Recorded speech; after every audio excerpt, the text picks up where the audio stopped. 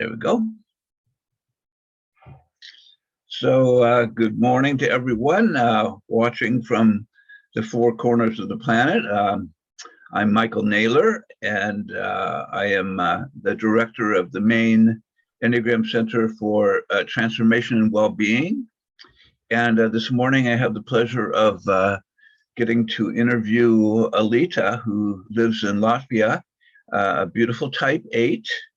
And explore the agony and the ecstasy and the spiritual journey that she's gone upon. So Elita, so thank you so much for being here, and just a pleasure to be in your company, and would love to hear about when you discovered the Enneagram, and then how your life has unfolded as a result of that. So just follow your thread of wisdom, and we'll have fun.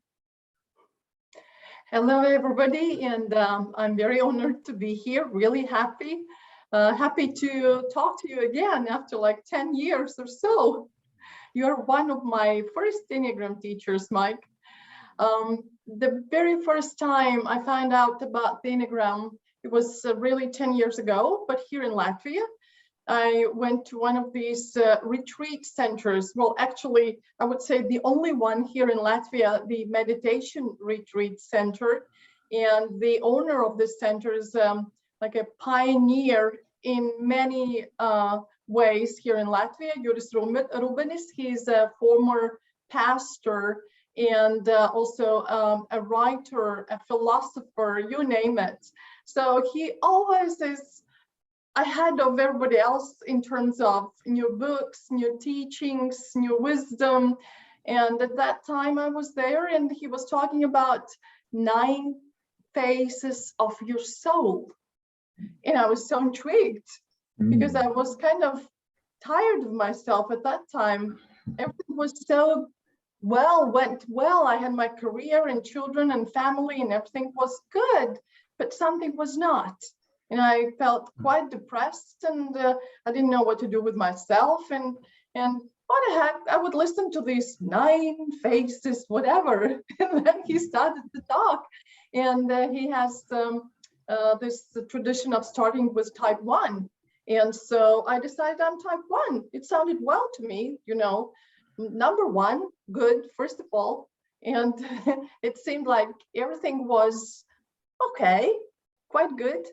So when during the break, I told him, I think I'm 1. And he says, do you hear voices?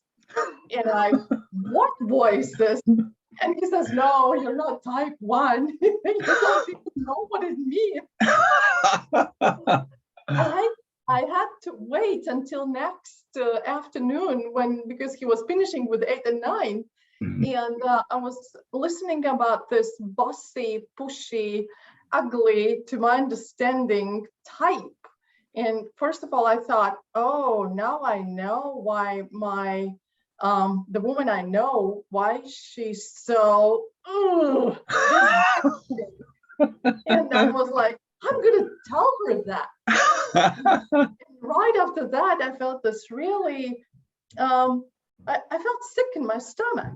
Because, here I was still thinking about my friend or the person I knew, but in my stomach, there's some other message coming up to my head saying, Elita, this is about you. I'm really, oh my gosh, this was so, I was like, people call an ambulance, give me some medicine, this has to get cured. And it cannot be me. Well, that's I was definitely nailed with type 8 right away. Wow. Well, that's actually quite a spiritual experience. Your gut knew, and just was trying to reach you with your, and to get you lined up with what you'd realized. So that said, I know when I first learned that I was a type 4. I thought that since I now had the map to understanding, that I'd be through my type 4 issues within a month, right? I would just get through it. And then I discovered that it was a slow, steady process, that even though I saw my patterns, the patterns didn't care that I saw them. They just kept running, and I had to start doing inner work. So what was it like for you then to navigate that you had discovered maybe the less charming part of the type 8, and what did you do to start healing yourself? Well, first of all, I have to say that at that day, I've got the answer for my very, very long-term question. What's wrong with me?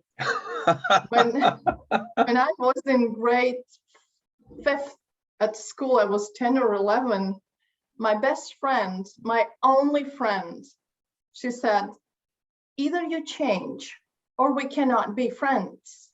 And that was warning and shooting right away, because she stopped being my friend. Oh. And then, like, for 30 years, I was thinking, what did she mean really? And then at that day, I understood probably all of this, you know. And you're right, just because you find out your patterns and things people might not like about you, you cannot really stop doing them. But what encouraged me really, I think it was one of my teachers who said, you know, the difference between healthy and unhealthy type, your level, is your time between the reaction, the event and the reaction, you know, or the intensity of your reaction. So I understood that I have to somehow diminish the intensity, the vitality of my type, because I realized I really scare people with all this, whoa, and I mean well, you know, but they just can't understand this language.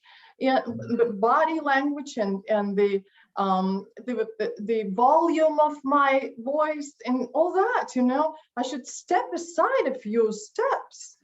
And then, but it also, you know, I went after a month, I was in California, I was at the Enneagram Institute. I took the courses for the Enneagram teachers, although I didn't mean to, but simply because that was the best, the longest, the most expensive, just like 8 Levitt, you know. So I enrolled in this program. And, you know, it took me like, I think 2 years. I already was into so many workshops, and it was in Italy when Russ Hudson asked us to do something like to perform your type. And I literally just broke out. We're like, no, I'm so tired of this type. I just don't want a single minute. And Russ was sitting there on the stage and said, well, finally, Elita, I feel like you're ready to start working on this. Yeah, so it's a long way. And now after 10 years, you know, you cannot really tell yourself what have you changed in your behavior or what patterns you broke, or you just realize that there's different attitude towards you from people. Some people that never ever wanted to be your friends suddenly are your best friends. And you know, my discovery of that is also very interesting. I want to share. You know, like when I recognized myself as type 8, I started to analyze, okay, who are my friends? I realized that my friends are type 7, and we dance and party together and everything is good and la la la. So what happened next? Type 9 accepted me, even married me. One of them even married me. So I have type 9 husband. Oh. And together with him, I inherited type 1 friends because he has a few friends type 1. So I thought, well, that's a nice team. 7s and 9s and 1s, and probably I can end up with that, you know. But then when I started to learn and attend these workshops on the Enneagram, when I was really into details about my patterns and everything, I was apologizing a lot for everything. And people were laughing at me. I said, what are you apologizing for? And I said, you know, I'm type 8. You never know what's going to happen next. I apologize, before that.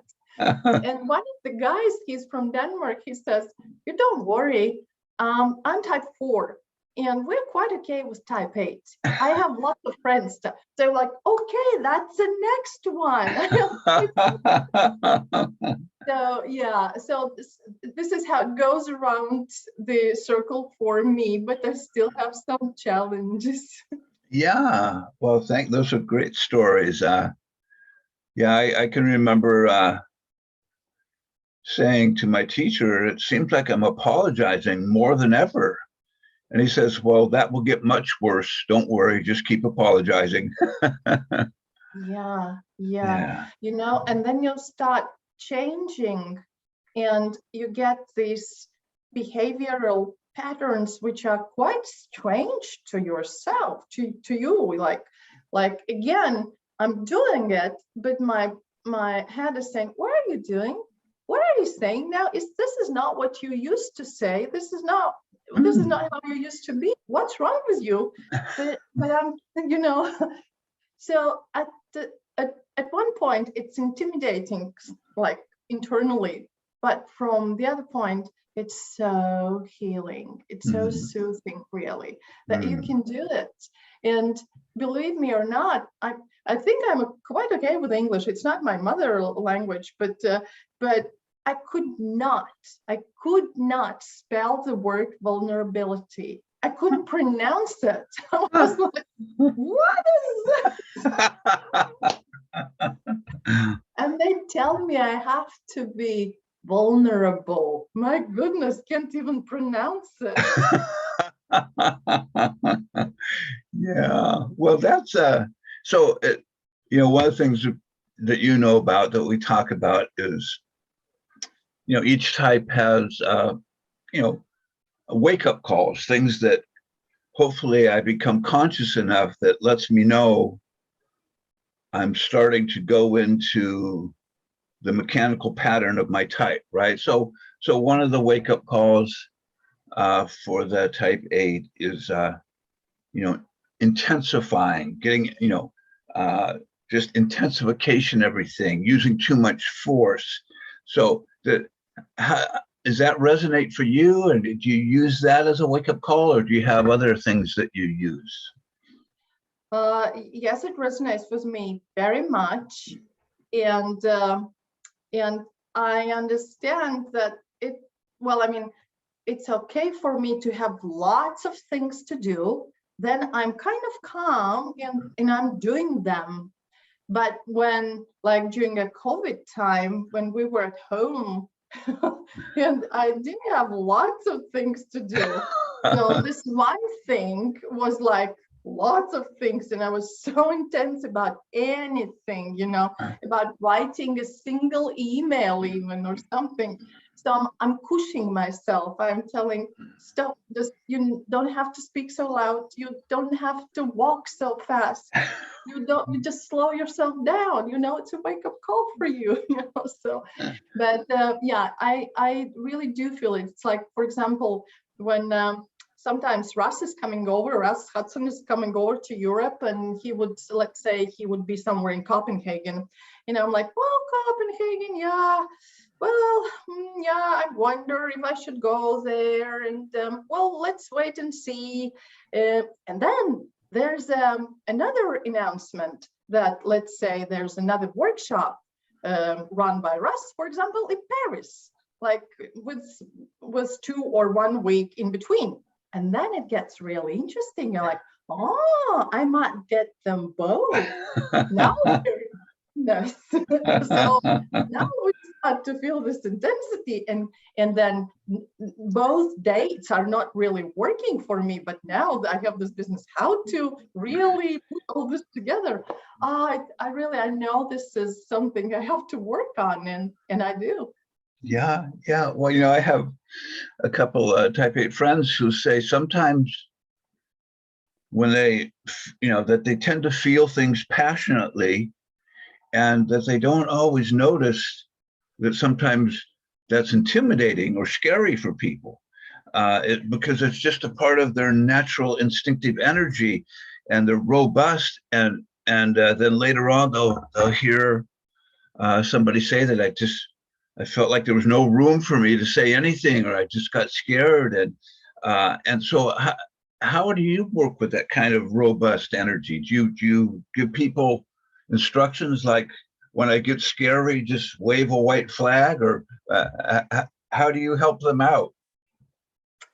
Well, I'm running quite a big company. I have 25 people now on a staff, and it's a technical company. We're building industrial parks, construction, and we have very technical people on the staff, and salespeople and so on. So I'm a boss, and I'm bossing, and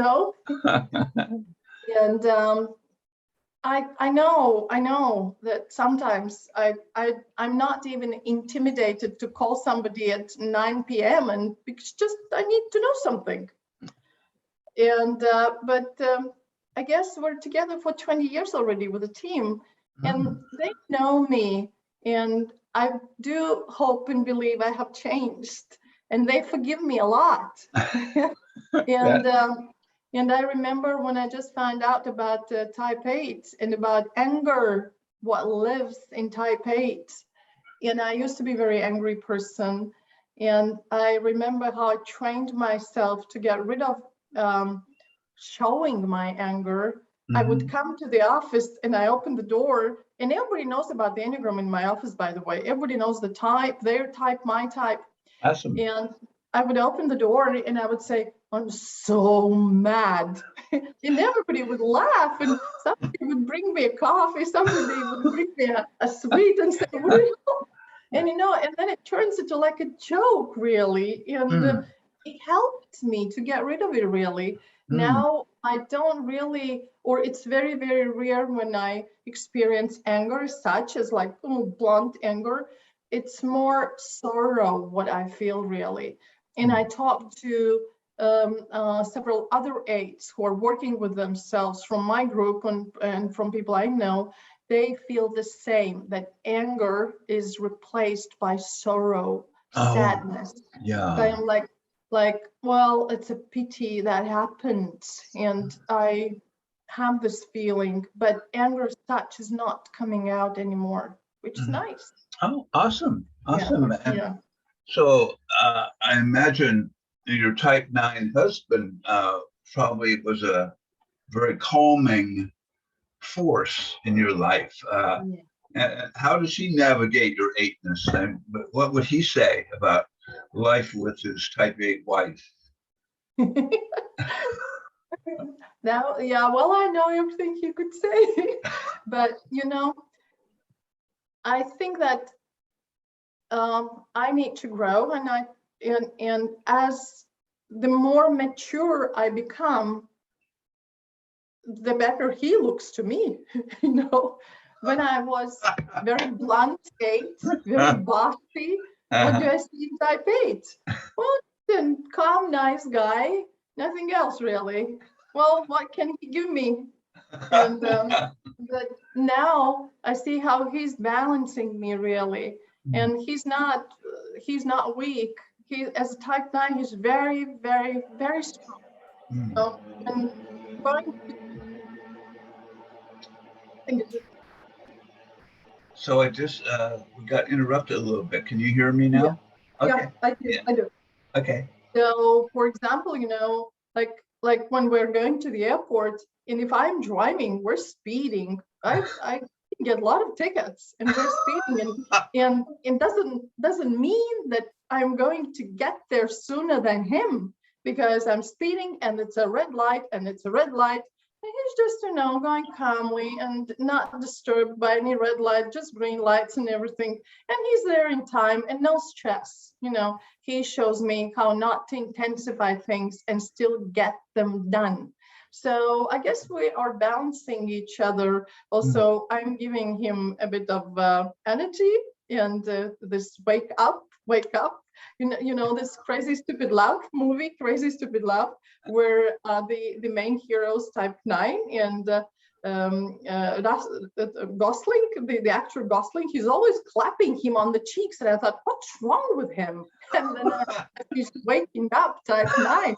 No, I'm not doing anything to my husband, not punching him. No. But it's the Enneagram really helps to couples and to relationship, really, because it's so nice when you can ask your partner to do or not to do certain things. Like, for example, he asks me, I have a wing 7 and very intense energy and sexual instinct, although I think now it's changing to self-pres more. Yeah. But and he asks me, he says, no parties every day. Has to be one day in between. One. Yeah. And I thought, well, I can do that, but with like parties or presentations or going out or dinners or something, not every day, something one day in between. So I'm listening to him. Or like he's type 9 with very long wing to 1. And, like ones are talking, and when I'm asking him something, I'm saying, well, honey, when do we need to leave the house? Like if we're going to visit somebody, when do we need to leave the house? And before he answers, I say, but just please, without your wing 1, just tell me the time, which means tell me 5 p.m. or 6 and not, well, we have to leave at 5 p.m. because if we're not leaving 5 p.m., then we're going to be late and it's going to be not nice. And so, if you know that, you can just talk to a person and ask what you need. Yeah. Well, beautiful stories. Thank you. So when you were, like, say a little bit about what it was like being a little girl and, through grade school, high school, being a type 8 little girl, sometimes that can be challenging for other kids, or sometimes the type 8 just says, I lead the class, so just don't mess with me. But what do you recall about being a type 8 growing up as a little girl? Well, I wish I knew I'm type 8 at that time. I couldn't figure out why everybody likes or loves everybody else more than me. Why not me? Yeah. I was a good student. I had very good grades. I had a problem with discipline though, but I realized that it's probably very difficult to love type 8 child because we are kind of getting into trouble more than the others, probably because we're so vital and so intense. I remember these times when I got scolded by teachers or school administration even, was when I didn't really think. I was just running after something, chasing something, organizing something. And I was thinking about my childhood and know how they say that type 8 is like mafia energy, right? I had something like mafia. I think I was 10 or 9 or something. I had a group of children. They were paying me some small money and buying. And then their parents find out, and then it all collapsed. So, yeah, but it is, sometimes I had this feeling, I'm saying the same thing as they do, but they get prize for that. Everybody claps, but if I say something, somehow people are not reacting nicely. They're kind of like scared of what I said. It wasn't nice, really. When one of my daughters, she's type 4, and everybody loves her, really. And I always tell her, I said, I wish everybody would love me so much at school as they do love you. It's just so relieving, so soothing. Yeah. Well, I can imagine, parents who have type 8 kids are probably wondering, how do I support my type 8 little girl or little boy?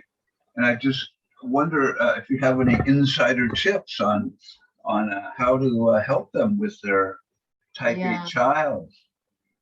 Well, I think my other daughter is type 8, and she's 19, so it's kind of difficult to tell. But I would say I think she is type 8. So I had to learn with her, and I tried to give her what I expected to be given to me, but didn't receive probably. And the most important thing is to show respect. And sometimes very difficult to show respect to a small 8 who is, getting on everybody's nerves, just saying my way or highway.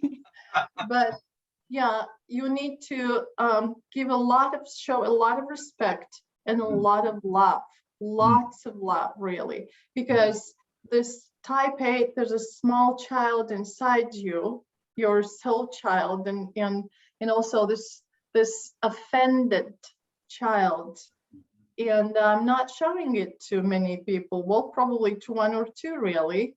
And I know that every 8 has this child, and I know how I should treat that person. Sometimes when I meet grown-up people, scary, bossy 8s, I talk straight to their child. I talk to a buddy, like like I love you. And they appreciate that. We become friends. I have quite many type 8s coming to my workshops. They don't know I'm type 8, but they are coming. I think they kind of feel this energy and feel that we are on even level, and that they are okay to hear something like this from me. So yeah. So this is also what I would like to tell everybody, how to deal not only with a child, but with a type 8. Don't be afraid. Love them. They need lots of love, even if they are scary. Yeah, well, that's awesome. I think one of the ways we talk about it is that the type 8 is a rejection type, and that as a little one, the impression that I'm not wanted, and that somehow I'm bad, then turned into, I got to protect myself and make sure nobody harms me because I don't want to feel that rejection again. And so I wonder for you, some days will say I'm really very mindful of when someone's rejecting me. That really hits a trigger, and I, then I have to do damage to their soul and go forward. But does that rejection sound like something that you felt as a little girl? Yeah. Well, we lived on a farm in the countryside, and these were Soviet times. People were not really taught to express their feelings or emotions. We were taught to hide them, not to talk too much, So as every normal 8, I felt my mom is not loving me, of course, even if she probably loved me very much, but it seems like too little for me. And I had my bigger sisters, and they didn't know I'm a type 8 to be respected. They disregarded me, so. And as a type 8, you have this feeling that you don't want to be rejected. You want to be loved as everybody else so much. But then if they don't, what the heck? I don't need it really. And you are ready for this. You're so ready for this. Say, I don't need any of you. I can do it myself. Yeah. And there's something about this betrayal, that 8s are so afraid to be betrayed. And I remember that from the childhood. Of course, I wouldn't be able to remember the very first time, but I remember a few times when after that happened, I was like, okay, from now on, it's on me. I do it myself. I was only 6 years old, and we had to go to school with my mom, and we lived probably 2 to 3 miles away from the school, and that was preschool really, and we went there once a week. So since we lived on a farm and I couldn't meet any other children, this once a week was just something I was waiting the whole week for. And I remember myself all dressed up and walking in the backyard, waiting for my mom to take me to school because I was only 6 and that's a long way to go. And she was accompanying me. But then Mama's friend came, and it is very unpolite to send the grown-up back home saying that, oh, we need to go with my little kids to school. So would you, and we didn't have phones at that time, you couldn't call and say, is that a good time to visit you? So they kept talking and talking and talking, and I missed the school, of course. We didn't go to school. So the next Saturday, I did it myself. I didn't tell my mom, but I was on my way, small kid, 6 years. I was just on my way to school. Yeah. That independence and self-reliance seems to come natural for the type 8s. So that's awesome. Well,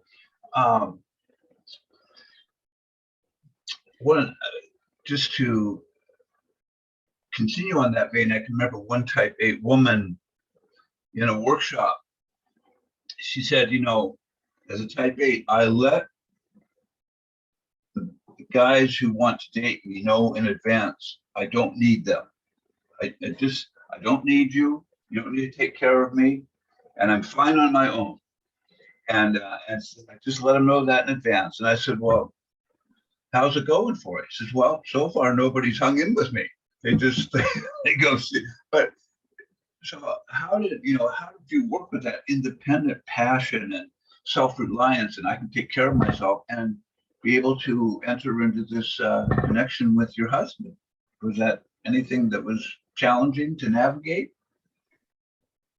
Well, I never thought really in terms of I don't need anybody because I'm so independent. I thought that I always wanted to have somebody to have fun together and to have a good, strong partner so we can do stuff. And I always knew I want a family and children and a house and everything. And so I never thought that I can do it myself.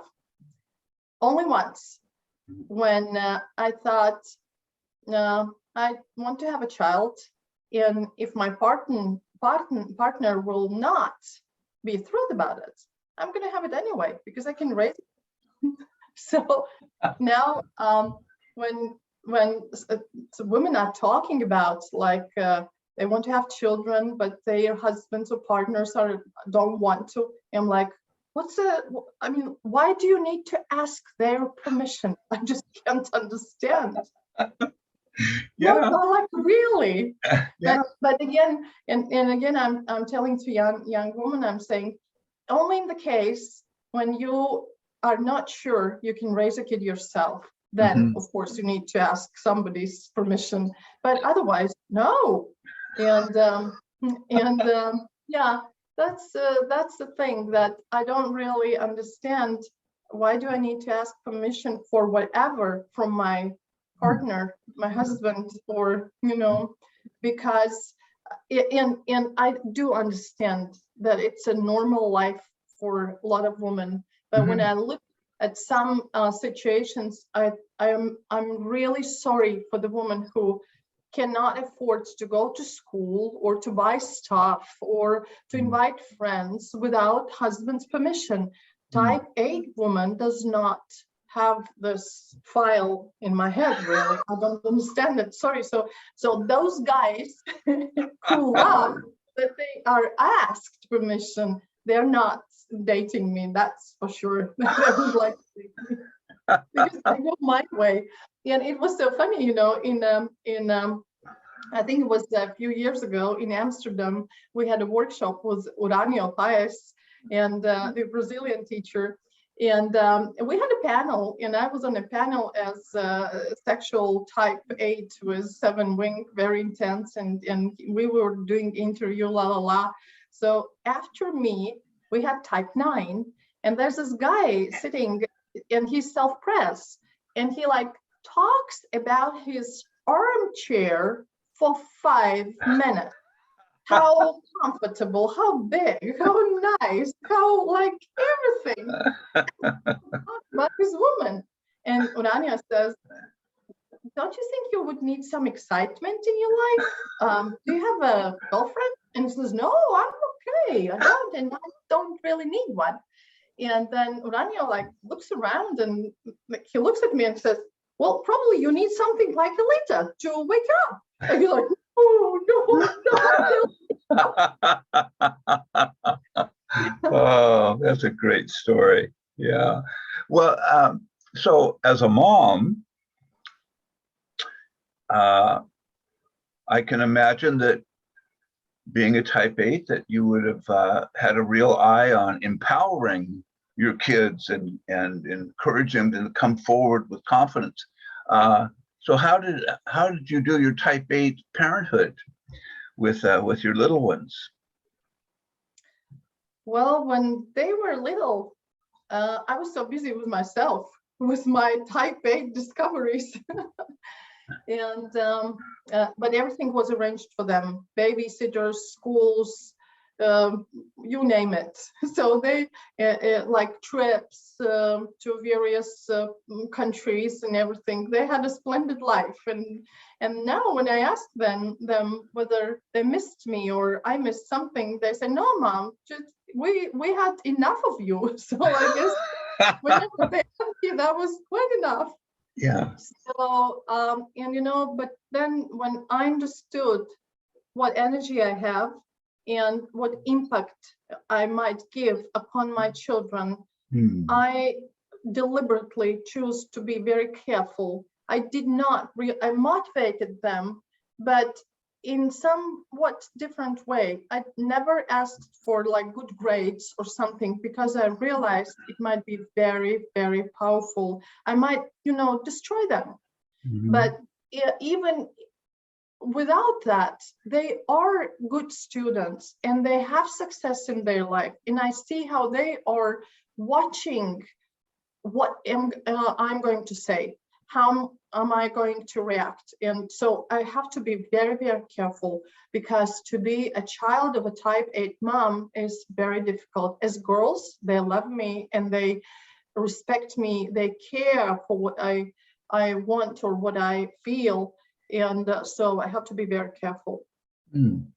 Awesome. Well, appreciate your mindfulness and just consideration for them. So I wanted to just talk a little bit about that great word, vulnerability. Ooh. And because we often say, well, 8, we're praying that they move in the direction of 2 and develop that beautiful heart of unconditional kindness and tenderness, and being vulnerable means I reveal my need for you, that I need to be loved. And some mates say, well, that's a great idea, but I'm not going there today. So I was just wondering, what has helped you to allow yourself to become more vulnerable? People, places, situations, anything that what's helped you? Like you said at the very beginning, just because you know your patterns, they don't go away. Yeah. Even this morning, we had a Zoom meeting with a team, and we talked to a coach, and she was walking us through our emotions because of war situation here. And it was a very emotional Zoom meeting. And she started it with a very simple question: what are your expectations from these 2 hours? And I was kind of triggered, like, I don't have any expectations. I don't expect anything from you. I don't really need anything from you. And then, of course, I started to laugh about myself, but that was just so automatically, Yeah. And so this vulnerability, what helped me, first of all, my children. And this is when I started to be very weak, very meek, very lovable. And this is when I started to get scared, really, for the first time in my life. I was never ever scared. I had this feeling bigger than life. Nothing had happened to me. And now suddenly, what if something happens? What happens to them? So I get this really, it helped me to realize I'm not bigger than life. And there are things in life bigger than me. Like at the moment, my fear becomes not from the situation, geopolitical situation here, not because something might happen to me, but my biggest fear is that I might not be able to protect my family. Like I know I'm in charge. I'm naturally in charge, but now I cannot even imagine what could I do if something happens. It scares me a lot. But coming back to a question about what helped me, my husband is masseur, and he's working. He has a sweat lodge, and they are very popular here in Latvia. We have what's called traditional Latvian sweat lodge. Really? And the ritual takes like for up to 4 hours, and very healing, very healing. So what I do, what a big boss Elita does, I go and help him. I massage people, I wash their feet, and and nobody knows who am I. I'm just there, his assistant. It's very, very healing, really. And then when these people thank me for that, this satisfaction I get is so big. It's like they are thanking me not for money or not for job or not, just for love, for pure caring. And it's so, so nice. Feels nice here in heart. Yeah, beautiful, beautiful. Yeah, well, thank you for that story. Sounds very moving, and I can imagine, since you folks are so close to the horror that the Ukrainians are going through, it just must feel your heart and your fear touched, and on a daily basis. I mean, what has that been like for you? Well, as I said, during the first days, it was lots of scary stuff in my head. And then I couldn't sleep. And then I realized that it's not for my security, it's for my helplessness, because I know this is a situation I cannot do anything about. Yeah. And then, we talked to you, and also I talked to other people here, and I realized that I can help to a person next to me, and that person can help to a person next to her or him. And then it's going to be like a wave when you throw the stone into the water. Yeah. And this is how I can help.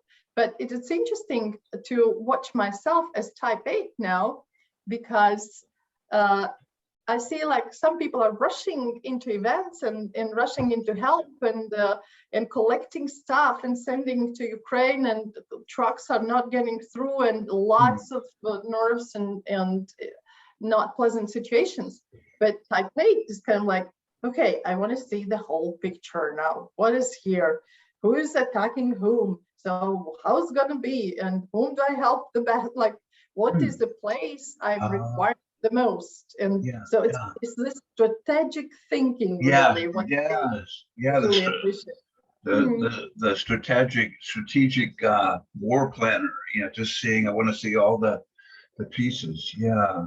Yeah. Well, certainly the most challenging of times. And so, I think one of the things that we talked about is this idea that it's so important to nurture joy during these times, when people are suffering. And somebody brought up the question of, do I feel guilty that I'm not in the middle of that suffering? And of course, all the teachers I've, have helped me is this idea that your joy has impact and power. If you're not in a state of joy, your heart can't open up. And that's where your deepest services to humanity. Even such, there was one, I was reading one thing by Gurdjieff, and he said, you must practice to relax your entire body every day. He said, and this is a service to humanity. So it's not a small thing. Relaxing and coming into a state of my own relaxed state has a way of serving and sending off an atmosphere that touches people. So anyway, you're getting frontline skills on how do I stay awake in the midst of a lot of things going on. So Yeah. yeah. Well, I had this class on weekend, which you kindly joined. Yeah. And it was so good to see you there, and we had such a good talk from you, and it was soothing again. And in the evening when people left, these were different people. We laughed a lot during the day. I made a lot of jokes, and they laughed, and it was so pleased. I was so pleased to see them laughing. Yeah. And you should see the faces. They were glowing. I looked at some faces, I thought, oh my gosh, this is not the same person that came in, really. Beautiful. And they said that they had this one day off, not thinking about what happens outside these walls, and that they got a rest. And you're like a healer, like curer. You feel like curer, giving this a bit of a relief to people, and more strength to go home and do whatever they need to do. And when we cleaned everything up, we called Ukraine, because one of my daughter-in-law, she has her family there. Wow. And we called them, and they live some I don't know what that in miles, but like an hour drive from Kiev, so it's tough. And we called them, and we were sitting in the building with lights on, and everything is good and nice. And they were sitting in the basement with their coats on. They were going, it was evening for them. They could not really turn on the lights because they didn't want to be noticed. So, and we talked, and imagine this woman who's in danger. When we finished the talk, she says, and you take care of yourself. Please be safe, but have a peace. And it's like, well, I'm saying, Nadia, this is what you really need. It's not, she's there trying to save us and protect us, the big heart. Beautiful. And this is what really touches type A too. This, this innocence, this pure love, what they give, they think that you have to be rescued, although bombs are all over them. Yeah, amazing. A lot of people. Yeah, amazing. Thank you for that story. So just a question: have you been inspired to develop any kind of mindfulness practice? Do you nurture your quiet atmosphere in some fashion or another? Yeah. I do meditation. Before, like 10 years ago, no, actually it was like 20 years ago when I started to work for this company. I joined the company with a very, very interesting management. In our company, we do believe that it's not about business, really. It's not only about figures and charts and everything. It's about your development, your growth. Because at the end of the day, the deal is done between people, not between figures. Awesome. So if you are more than just a face and your business card, you can close whatever deal you want, because the humanity, love, and all that stuff works really. Well, probably 95% are figures, but 5%, this is when the deal really happens. So we became vegetarians, we went into yoga, we did lots of Kriya yoga and meditations and quantum healing, you name it, whatever was in the market available, we did it. We even organized what we called a friend's house in actually two of them, two friends' houses within our company, where we attracted different teachers, spiritual teachers, and paid them salaries, and anybody could from our group and from our friends and families could go there and practice. So yeah, and so this is my background where I'm coming from. And now we're not doing that so much because, after some time, you need to go your own way. I mean, like, this is a push, and you give some incentives to people, and then you have to, like, one of my teachers, he says, well, Elita, now you need to look for answers within yourself. You don't ask, really. Yeah. I agree, right? So I do meditate. My latest finding is Life Tuner. It's a breathing exercise. And it's so interesting because I'm type 8. And, like, we have this triangle, 5, 2, and 8. And there's this music, 528 frequency or 520 hertz. So this is a heart hertz. And there's this company, Life Tuners. They I will show you. They have this muscle, really. And when you do a meditation, when you are breathing, and when you're breathing out, you do this.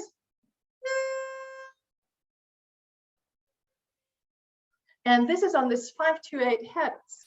And so intense. I'm doing it like for a few weeks now. So as you understand, I'm again intense about something.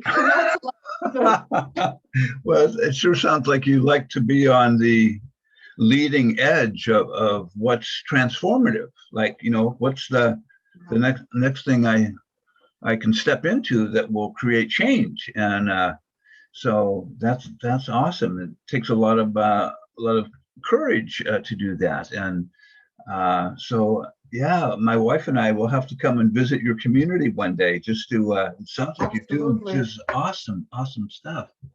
So if you we would love to have you here, and we would bring you to the sweat lodge, definitely. Well, I would do it. My wife, you'd have to talk her into it. I've been to a couple of sweat lodges, and they were very warm. But they something shifted.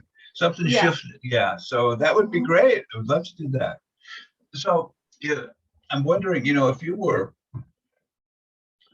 and I'm sure you experience this with new 8s, someone who's come and they're learning about their type, and they're seeing, oh, I've got these patterns. Oh my God, I yell, I get too big. Like, what would you say to them to help them relax, maybe bring some mercy to themselves? I always say to people, you didn't sign up for these patterns when you were 4 years old. They just, in a sense, kind of got injected into you by a great mystery. So what would be your encouragement to type 8s? Well, first of all, what I've noticed that for type 8 to start accept all the stories about himself or herself, you need to show that they are loved. They need to receive this. This is a place where they are very much loved for what they are. And when they feel it, they start opening to information you tell them. Because otherwise, after the workshop, they would tell you, well, if you ask me what I'm going to do with this, nothing, just nothing. But yeah, so you need to show them you love them, that people love them and for what they are. And you need to show them that they have very big heart and that we notice it. And because, like 8s, they do a lot of stuff. And well, sometimes they like not very healthy too. So they say, why don't everybody appreciate that? I'm not going to do anything for you, But this is a cry out for, please love me. Please appreciate what I do for you, even if I'm so loud and you're scared of me. young type 8s, it's interesting. One of the women who is type 8, she said, is it normal that you don't like other type 8s when you're trying to get healthy and you meet like not very healthy type 8s? I said, well, yeah, that's quite normal. You kind of look at yourself from a distance, and you don't like what you see. You don't want to see that because you think you're over it. So yeah, and the other thing is that we often think that if we find out information, somebody tells us something, and okay, I can practice it. Like especially after workshop, we're so thrilled, and oh, it's going to be a new world now, Well, wait until 5 or whatever days after, you forget all of it, right? Yes. But what you really need, you need to accept and surrender to what you heard, and to say, yes, that's me. Yes, please save me. Tell me what's the recipe for my cure. And because if you're not accepting it, it's like with alcoholics when they're saying, no, I'm not drinking, I'm not alcoholic. How can you really do something for them, or how can they cure themselves? So the same goes to 8 and any other type, really. Yeah. So just extending that. So let's say your husband or your wife is a type 8. Better wife, yeah, not husband. Right. And what would you suggest to them in terms of, I know you've answered this in a variety of ways, but just trying to pull out some more possibilities, like, how can you help your partner who's a type 8, particularly if they're not quite aware of the impact that they have on you? Don't argue. Just tell what they do to ask you to. Just do what they tell you to do. Yeah, no, really, type 8 is looking for emotional realness. Just tell what it is. And I know it's scary, really, but it's going to get worse if you won't. Just tell what it is. Tell, if you're type 9, tell that you didn't do that because, or that you wanted to do, but just tell. And type 8 also loves listen to logics. Not only positive things like the type 7, 9, and 2 would tell you, but they need logics like 1, 3, and like 1, 5, and 3, I guess. Yeah, would tell you, I need facts. Even if I'm so passionate about something, and being passionate is such a, like the other skin, a second skin to type 8. So even I'm passionately telling you something, well, just tell me what you think about it, and not just what you kind of think about it, but tell me the facts, logic. And I need to have information that, like, oh, okay, I didn't think about that. Oh, I didn't think that. Like, oh, okay. Like today, it was so revealing for me. On Monday, we had another gathering together at the work, and one of our colleagues, she had a birthday. And we celebrated a bit, and what I noticed, I couldn't understand what's going on. All the guys stepped out of the room and went to another room. And they're not smokers or something. They were just standing there and talking. And all the female colleagues stayed in the other room. And I thought, what is going on here? Why are we not together? As a leader, I was so confused. I didn't understand. And until today, and I was like, kind of like, have to work on it, have to do something. It's my fault probably, or something, And one of the guys today at the Zoom meeting, just talking about random other things, you know what he said? He said, during these times, I think we need to talk to male and female audience separately, because we have different issues to discuss. And they do, like you want, I can say that I'm a strong woman or whatever, but who is going to a front rows in a war? Guys, guys, they now they have a different issues really to talk about. And that was something new for me. And I would love, as type 8, I would love to get informed, so I have this thing to change my mind, really. Yeah. And Awesome. Well, beautiful. And so anything else you would like to add about your life? You got that 8 with a 7 wing, so that's 2 assertive energies, full of life. So anything you might want to, like, what's it like for you to be going through this process of growth and then teaching the Enneagram? Like, what's that like for you to teach the Enneagram?